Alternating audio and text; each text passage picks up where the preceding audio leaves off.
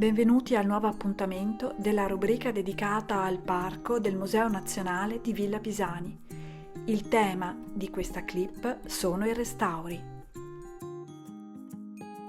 L'IVBC, Istituto Veneto per i Beni Culturali, è una scuola di formazione, ricerca e progettazione per il restauro e la conservazione del patrimonio storico-artistico.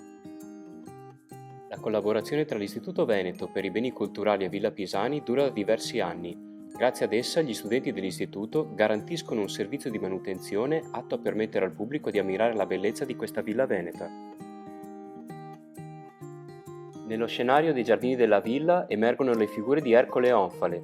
La rimozione di patine, di muschi e licheni ha permesso di riportare alla luce i loro corpi.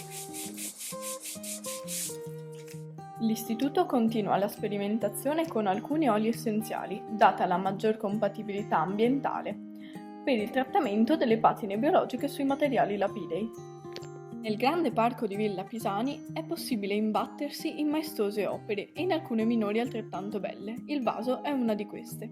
Una rappresentazione a cui è stato dedicato un lavoro di pulitura e stuccatura successivo al trattamento con oli essenziali realizzato l'anno scorso.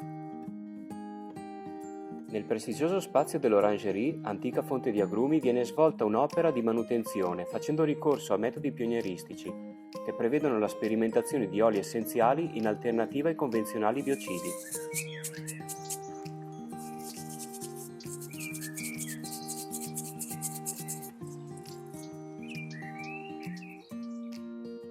Dalla natura del parco di Villa Pisani emergono statue eroiche, mitiche e grottesche che vengono riportate al loro aspetto originario con l'uso di prodotti naturali, vegetali ed ecosostenibili. L'Istituto Veneto vi aspetta numerosi a Villa Pisani.